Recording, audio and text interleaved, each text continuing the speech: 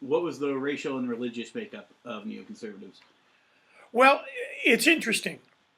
Um, the religious makeup of the neoconservatives occurred almost exclusively on the social side of the spectrum. The evangelical right, which rose in the mid '70s with Jerry Falwell, Oral Roberts, Jimmy Swaggart, Jimmy Baker, and so forth.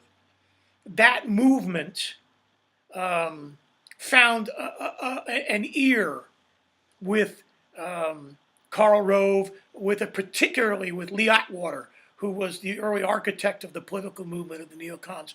And what they saw was a chance to appeal to religious conservative voters by through the use of social issues. Most of the evangelical voters were lower middle class. They were blue collar. They were at one time would have been what you would say were working Democrats or whatever. And for them, the issues very much were social. They were tremendously horrified by the licentiousness. They would talk of the free love era of the 60s. They were anti-abortion. And in '73 with Roe v. Wade, they were energized for that. They were anti-gay. They were, interestingly, very pro-Israel and in favor of a hawkish Israel foreign policy.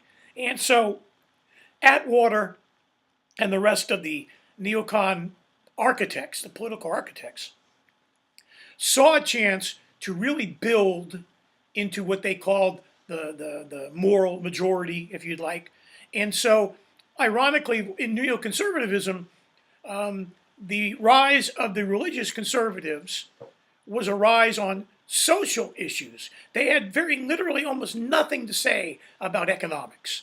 They had nothing to contribute or quite interested in when it came to privatizing Social Security, privatizing Medicare, cutting taxes on the rich, and so forth.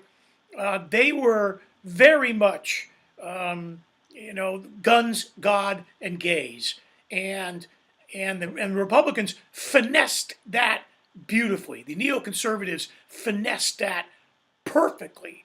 And so, despite the fact that Ronald Reagan had signed the most liberal abortion law in the nation's history when he was governor of California, and despite the fact that in the 8 years of his presidency, he never once appeared at an anti-abortion rally, he never once pushed for anti-abortion legislation, he raised taxes, and so forth. He was the darling of the evangelicals because they talked the talk even if they didn't walk the walk.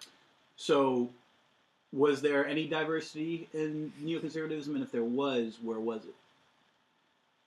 Diversity in what way? Like, if you didn't see racial diversity, did you see a diversity in religion? Did you see any?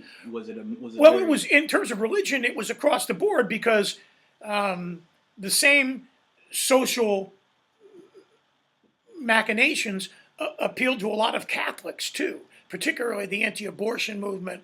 And remember, this is the rise of feminism, first wave, second wave feminism, and who rises out of that? And the neoconservative people like Phyllis Schlafly and so forth. This was the time of the constitutional amendment, the ERA, and that also brought out the neocons and the social neocons.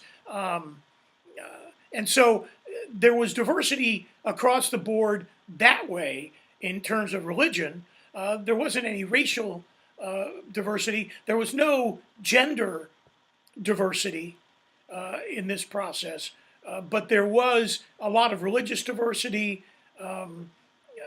There was still some political diversity because you still had Rockefeller Republicans. You still had some moderates in controls of some committees and so forth, like a Jim Leach from Iowa or Sherwood Beelert in New York, or there were others that were moderate. So there was some diversity there, but not a great deal.